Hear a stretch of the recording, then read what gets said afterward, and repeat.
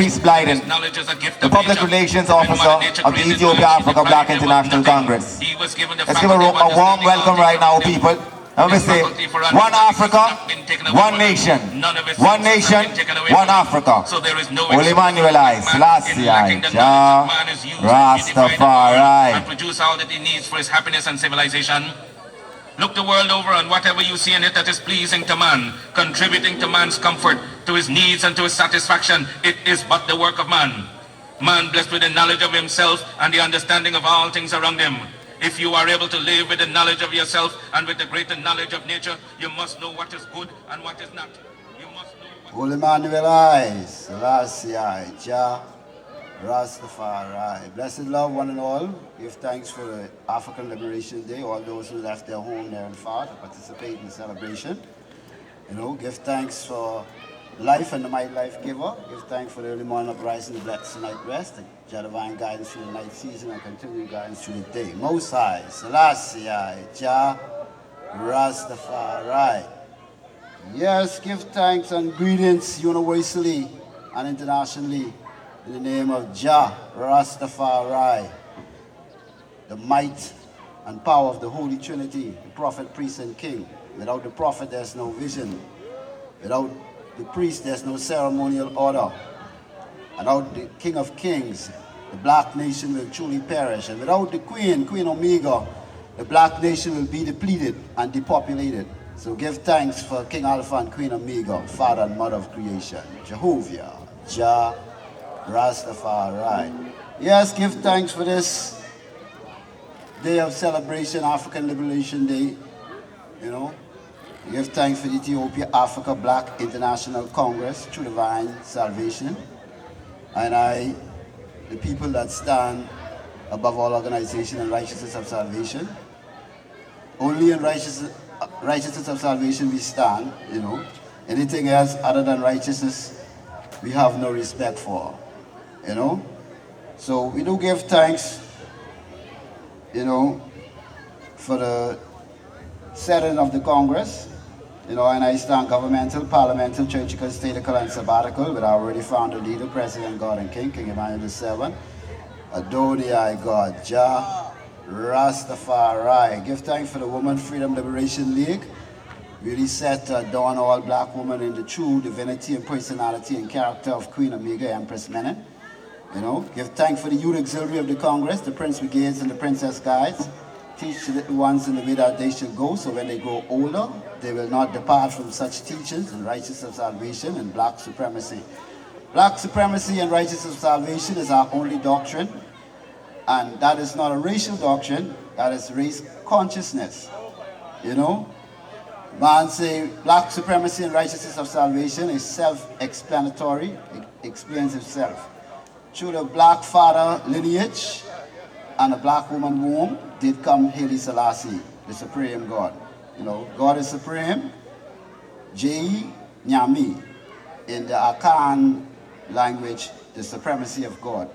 So in that same light, we chant black supremacy in righteousness of salvation, which is our doctrine, our teaching, and we do not stray from such teaching of black supremacy and righteousness of salvation.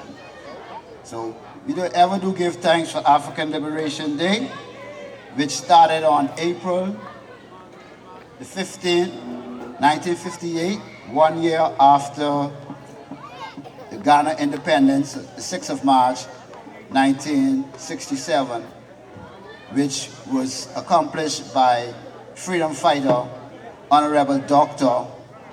Azofeo Kwame Nkrumah, who spent 12 years in England studying, was participating in the UNIA program set by Marcus Messiah Garvey, inspired by Honorable Robert Joseph Love, who grew up in the same area of Grandstand before he left to journey through Haiti, Panama, Costa Rica, and settle in Jamaica.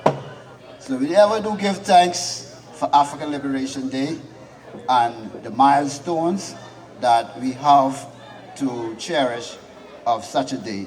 15th of April 1958 and the 25th of May 1963, when 32 nations came together in Addis Ababa, Ethiopia, Africa's house, to really converge on the first conference of nations after the May 15 African independence in Accra, Ghana. So I do ever give thanks as I attempt to take you down memory lane and take you through the honors of Black history, which is our story. You know, in school they tell you about Christopher Columbus and, you know, all the other white and European achievements, you know, but you very rarely hear about the achievements and the milestone of the Black liberators like Kwame and Nkrumah, Dr. Love, you know. I would like to start from, you know, back in the days when the black man has possessed America, the Moors, you know, who came here long before Christopher Columbus, Cristobal Colon, and his band of thieves and murderers, you know. I'd like to start when black man had colonized America and lived in peaceful coexistence with the indigenous people in America, you know. I would like to particularly mention that you might have never heard that the black man in America was already tradesmen, navigators, inventors, living in peaceful coexistence with their neighbors, both Europeans and indigenous people.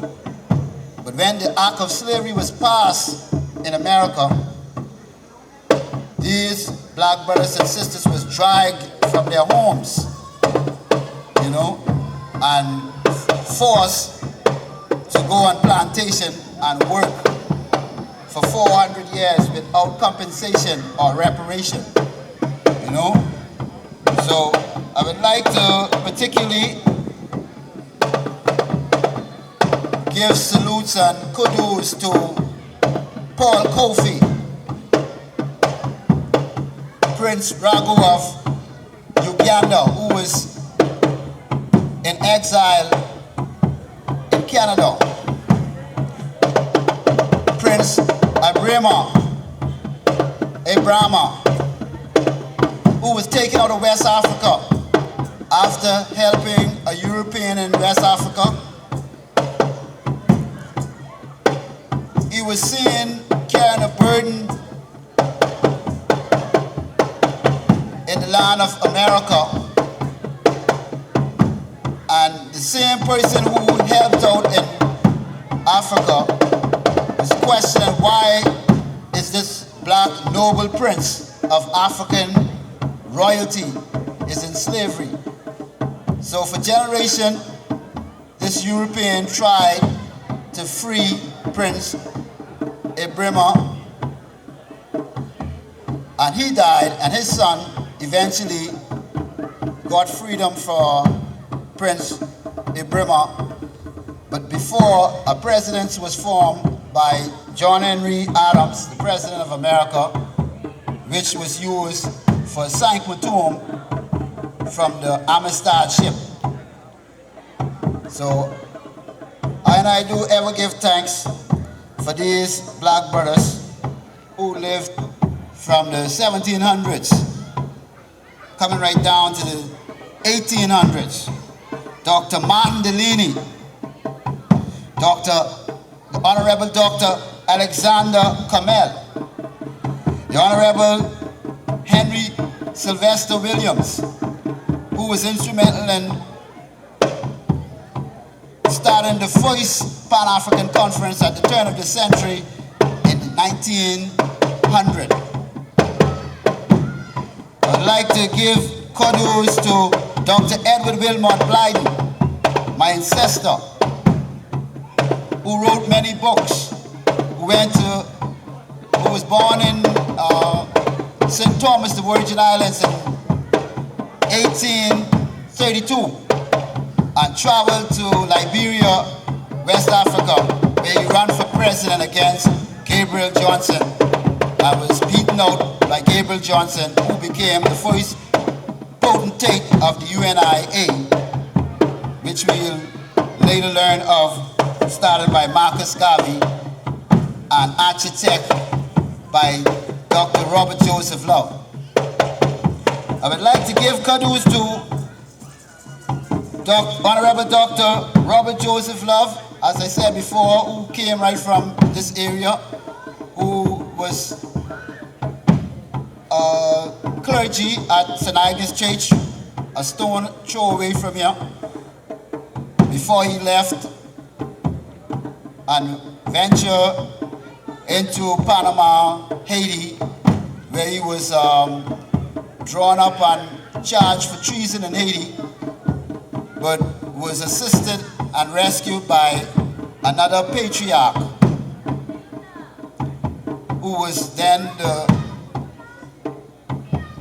ambassador from America, the first African-American ambassador, Frederick Douglass. In 1887, the Honorable Prophet Marcus Messiah Garvey was born in St. Anne's Bay, Jamaica, who emerged to be the greatest Pan-African prophet born of a woman, who spoke from the Southern Recreation Government ground, a stone throw from here, in the gazebo house in 1928. I would like to also mention another milestone in our story. In 1892 was the coming of Emperor Haile Selassie, born in a mud hut and emerged as the most photogenic, the most bemedaled, the man of the century, the man of the millennium. Enough respect to our God and King, King of kings, Lords of lords, conquered Lion of the tribe of Judah, elect of God in the light of this dark and sinful world, King Selassie, Jah Rastafari. As I said before, by the 1900s, at the turn of the 1900s, you had the first Pan-African conference held in England. All of the known Pan-Africanists attended such a conference. Dr. Robert Love, Dr. Jah Blyden, W.E.B. Du Bois, Henry Sylvester Williams, who was instrumental in such a conference. In 1912, with the passing of Dr. Blyden, was marked in history with the sinking of the White Star Line ship, the Titanic.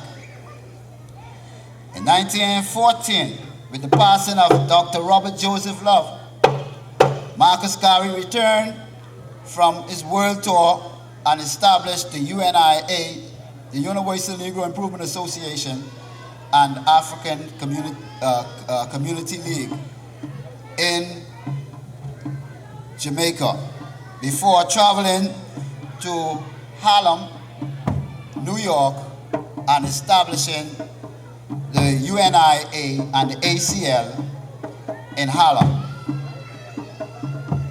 In 1920, Marcus Garvey declared the Black Man Bill of Rights. The Black Man Bill of Rights is a document of 64 articles which declare the black man free from his colonial oppressors. Marcus Garvey had to ask the clergy or the Archbishop of the African Orthodox Church, which he formed with the presidents of Dr. Love, affiliation with the African Methodist Episcopal Church, to reform the African Methodists. Marcus Garvey had to silence the Archbishop of the Orthodox Church for questioning Marcus Garvey's authority in declaring the black man Bill of Rights. Marcus Garvey said that if America want the black man to fight in his war, he have to first contact I, Marcus Garvey, President, Provisional President General of the black nation. So we ever do give thanks for such a man, Marcus Messiah Garvey, taught by Dr. Love. You know, really had a conference in Madison Square Garden in a convention that is never matched until this day. Over 20 million people was a part of Marcus Garvey, Universal Negro Improvement Association, in over 20 countries, and over 50 local chapters. Not to mention Cedric Augustus Tooth of the Tooth family in the Bahamas, who took over the organization when Marcus Garvey was framed for mail fraud and jailed by J. Edgar Hoover in America. I would like particularly to mention the time when Marcus Garvey was freed from Thorn prison and journeyed to Jamaica and stopped here in Nassau, Bahamas to participate in a rally on the same Southern Recreation Government ground. Speaking from the from the gazebo house, Marcus Garvey said that the Africans living in the Bahamas would be on the forefront of African liberation, African redemption, and African unity in the future.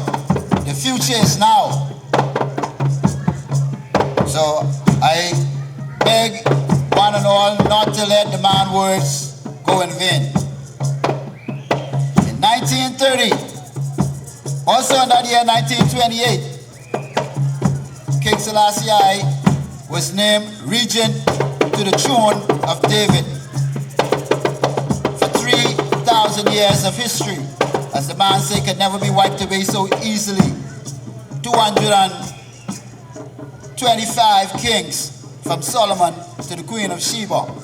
The man was hailed by 72 nations as the King of Kings, Lords of Lords, conquered Lion of the tribe of Judah, elect of God, light of this dark and sinful world. Every media, every international media carried the story. So there's no excuse for such knowledge and information to be imparted in the schools today. But all you have to do is to speak with a Rasta man or a Rasta woman or a Rasta child, and he will tell you of the achievements of King Selassie.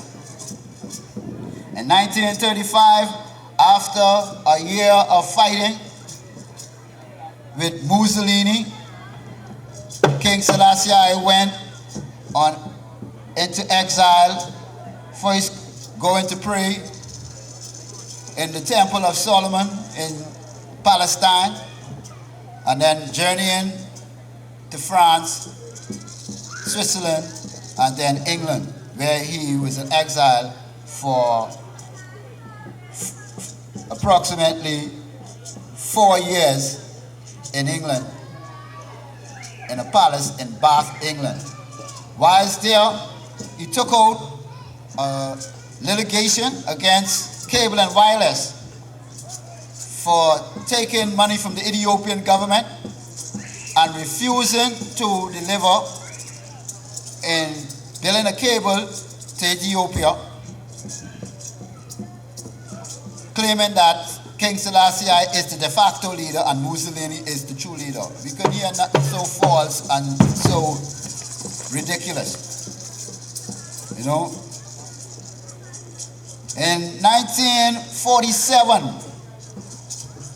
the Honorable Dr. Asafeo Kwame Nkrumah returned to Ghana after studying in England for 12 years, networking with other socialists, Marxists, Leninists, Stalinists, because during those days, most black people seek to lean to the left politically because they were disappointed by the right.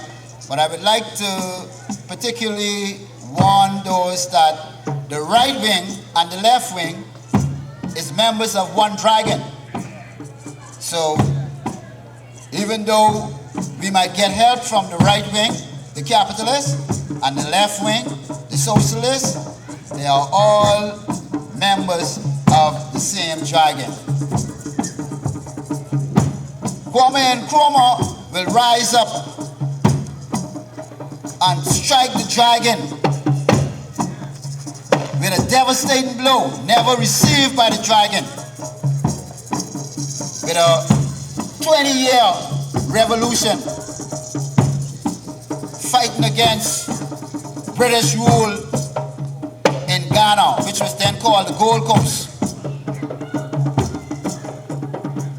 He had networked with George Patmore, Jomo Kenyatta, all Pan-Africanists, while studying in England.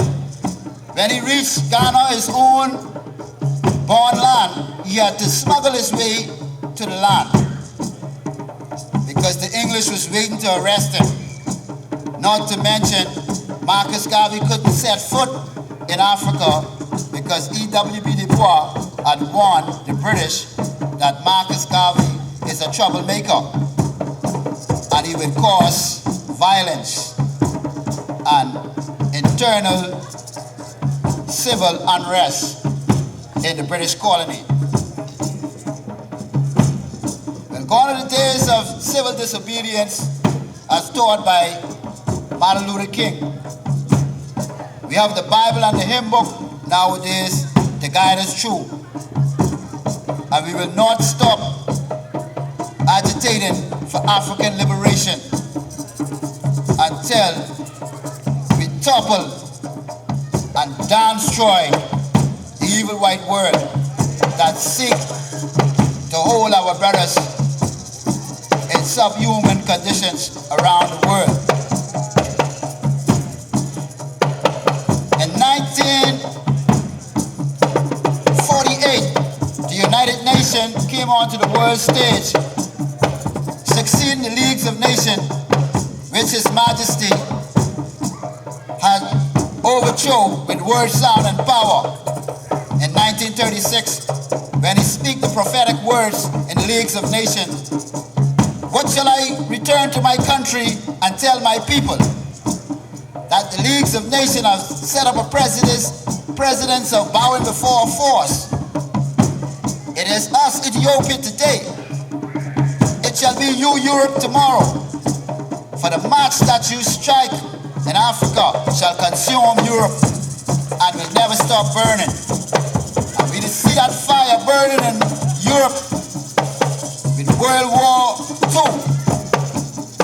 In the same order that the European nations in the Leagues of Nations backstabbed Haile Selassie, first France, then Switzerland, then Poland, Mussolini and Hitler turned back on their allies and invaded France and was about to invade Germany.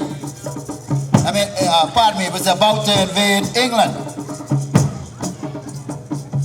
With the troops returning home from World War II, the British realized that their time is running out, so they seek to set up some false form of self-determination in Ghana with the Ashanti Confederation. But it didn't hold out. Kwame Nkrumah, with the network of other Pan-Africanists, they didn't stop till they get the British out of Ghana. That same year, in 1948, Prince Emmanuel then began his agitation in Jamaica, agitating to Hugh Foot, who was then British Governor General, or British Governor of Jamaica. In 1951, Prince Emmanuel raised the red, black and green, and the red, gold and green, with the black 5-point star, the R, and the lion symbol in the House of Representatives. The House of Representatives was closed down for 3 days. In 1957, as I said before, 20 years after Kwame Nkrumah returned to Ghana, Ghana gained its independence. The Union Jack of the red, white, and blue was lowered to the ground, and the banners of the red, gold, and the green with the black 5-point star, which the Honorable Dr. Asafeo Kwame Nkrumah has incorporated from the Universal Negro Improvement Association whilst he was in England.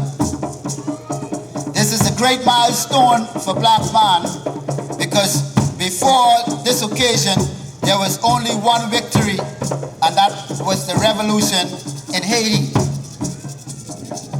carried by the able leadership of Toussaint Louverture. So we salute all Africans from Haiti for such a revolution. In 1958, March 1st, King Emmanuel inaugurated the Ethiopia Africa Black International Congress through the Divine Church of Salvation, with a 21-day of Nyabingi seminar reasoning,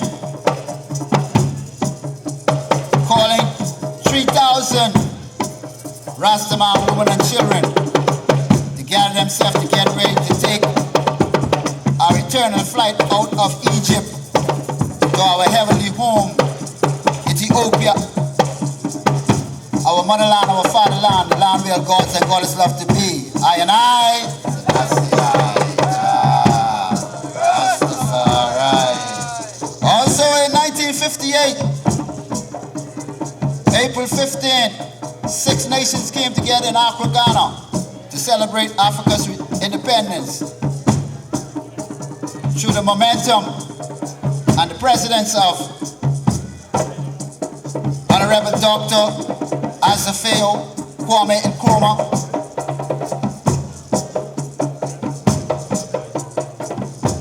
6 years later, 1963, in Addis Ababa, at Africa Hall, the OAU is formed when 32 nations, all free independent nations, emerging from that one blow to the dragon, the blow of Ghana's independence, 1957. 7 years later, 32 nations in Africa was partially freed by getting their independence and converged in the OAU for a conference. And I do give thanks for these milestones. These are all great milestones of African liberation, which bring us here today to celebrate African Liberation Day. And before I forget, there's a group of fanatic Christians in America who said that today is the end of the world. But I agree with them, because the day Africans unite is the end of the evil, heathen, evil white world. And it's the end of their world. Jah world is world without end. In 1967, Prince Emmanuel registered the Ethiopia Africa Black International Congress in the United Nations Social and Economic Council under Resolution 728 session 28. Now, if y'all are old as me, who were born in the late 50s and lived through the 60s and early 70s, y'all will remember the voice of Kurt Waldheim every Sunday coming on the United Nations program on ZNS, talking about the successful sessions that were held by the United Nations. Well, section 28, resolution 728 is a resolution that King Emmanuel used in the Social and Economic Council of the United Nations to draw up the Jamaican government for human rights violation. Joe Williams, Commissioner Joe Williams, burned down King Emmanuel camp. Hector Winters and Theodore Seeley print flamboyant and ridiculous statement in the Jamaican Gleaner. Hugh Shearer, as the Deputy Prime Minister of Jamaica, sabotaged King Emmanuel rights. Ben Selassie had sent documents, and the United Nations had sent documents to Jamaica. King Emmanuel has also given the Honorable Dion Hanna a task to draw up the Jamaican government and write the Queen on such sabotaging of the man's rights. During the 1970s, Field Marshal General Idi Amin Dada, Big Dada of Kampala, expelled all European and Asian out of Uganda, declaring Africa for the Africans at home and abroad. Robert Mugabe is doing the same thing today, whilst they vilify and demonize the man for trying to make Africa for the Africans. So, and I do give thanks for these milestones.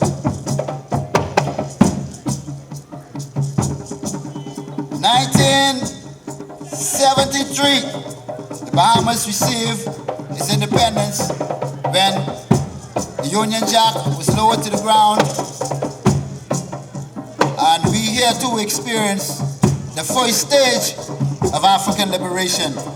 But independence is not complete without becoming a republic and having your own black faces on your money. As long as the Queen head is still on the Bahamian dollar, we are not free. As long as we have to answer to the Privy Council in England, we are not free. So we still agitating for human rights and African liberation in the Bahamas today.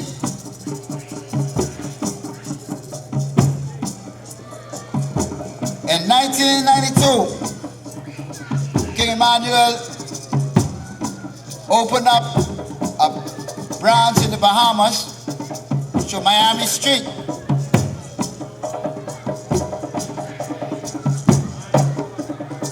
And that same year, he attended a conference, the Seabed Treaty of the United Nations, Jamaica, the same year. In 1990-91, Dada began to repatriate Africans who were born in Jamaica, born in the Bahamas, born in Trinidad and St. Croix, and other countries of the Caribbean, to give us a free sense of African liberation. Liberation is not complete without repatriation. Well, Emmanuel, Rastafari. King Emmanuel also began the process of having the church registered in Ghana. In 1992, Dada also sent ambassadors from headquarters in Jamaica to Ethiopia, Africa, to the OAU to attend a Freedom Redemption International Repatriation Summit seminar in Addis Ababa.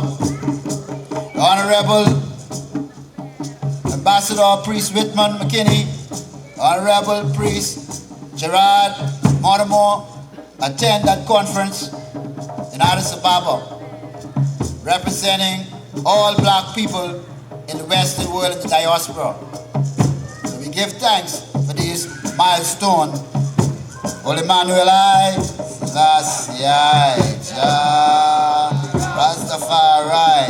Also in 1992,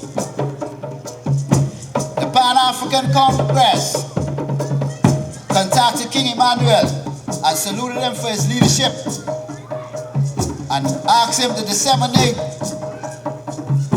the black agenda among black people in the diaspora. In 1993, the Ethiopia Africa Black International Congress Bahamas branch went to the Senate to put Freedom Redemption International repatriation on the agenda of the Bahamas Parliament. 1994, the EABIC Bahamas branch petitioned the Bahamas government on such rights as education, demanding that Black History Month, the month of February, be declared in the Bahamas. The following year, the government has declared 1 week in February Black History Week. That is not enough. 365 days a year is Black History. So we must teach Black history to our children, to our loved ones, and everyone who we come in contact with, and continue to agitate and lobby and rally for the month of February to be Black History Month in the Bahamas. In 1997, the Ethiopia Africa Black International Congress Bahamas branch, along with the EABIC headquarters and other branches from around the world, attended a very important conference with the President of Ghana in Jamaica in August, where we spoke with President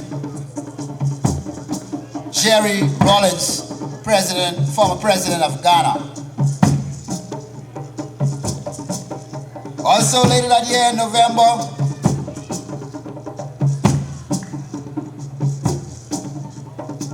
Prince Hermes Haile Selassie, grandson of Emperor Haile Selassie, visited the Bahamas and gave a gold medal on behalf of the entire Rasta community to Priest Whitman McKinney, so that we can have some one voice, inter-mansion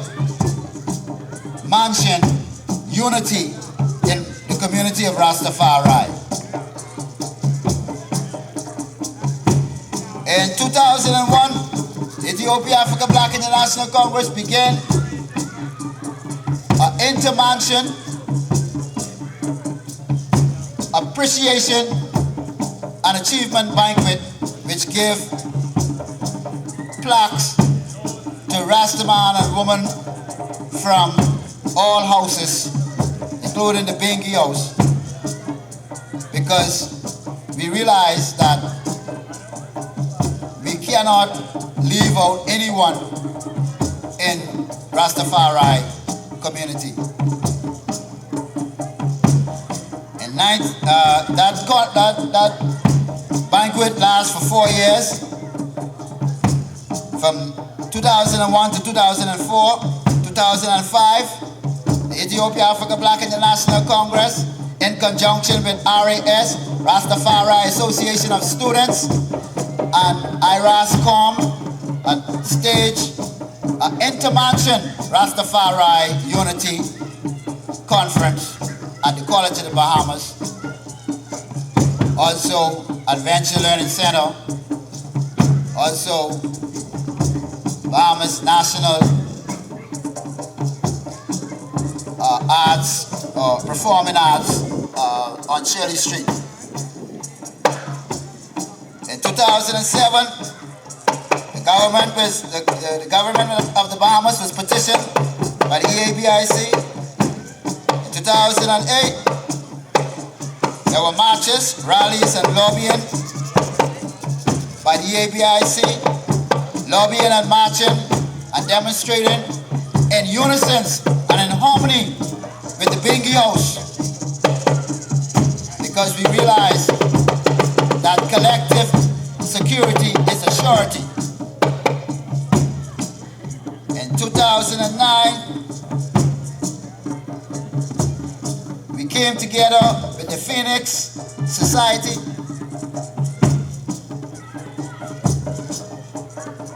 and the Afrocentrics Pan-Africans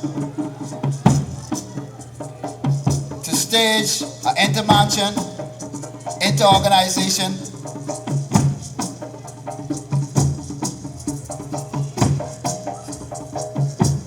conference in the Bahamas. Today in 2011, we celebrate our newly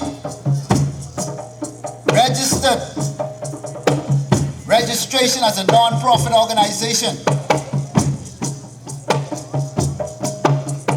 We celebrate with Pan-Africanists, Muslims, Christians, Kemetes,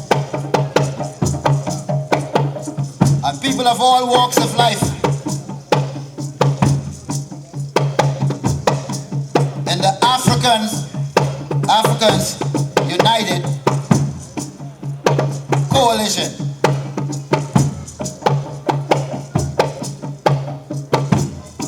As we lift up our heads to the rising sun, advancing in truths and rights, advancing in love and light, keeping our eyes on the prize of networking the universal visions of our ancestors and their endeavors. The endeavors of our ancestors is to restore the African glory and grandeur of the African continent, of Africans home and abroad. Our noble ancestors did not live, suffered and died. They gave us an education to corrupt, slight, oppress, or discourage our people, or deceive our people. Rather let us focus on their aims and goals and objects, which is African unity, African liberation, African redemption, which is complete with international repatriation and reparation through organization, education, centralization, first people to people, then government to government. As we celebrate the goals and aspirations and achievements of our noble ancestors on this African Liberation Day, we the people of the Ethiopia Africa Black International Congress, Bahamas branch, incorporated now as a non-profit organization within the confines of the laws of the Commonwealth of the Bahamas, with all the rights and privileges thereto to attain. We now set ourselves apart and make ourselves ready to achieve these goals, endeavors, aims, and aspirations of our ancestors assurance and networking capabilities and capacity of the Africans United Coalition and the full participation of all those who left their home near and far to participate in a night of celebration of African liberation. With this, I let my words be few and now turn over the floor to the leading priest for a night of praise of Nyabingi and chorus, him singing the Bible reading.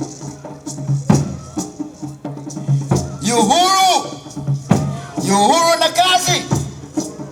Uhuru Amoja! My Lord and Empress.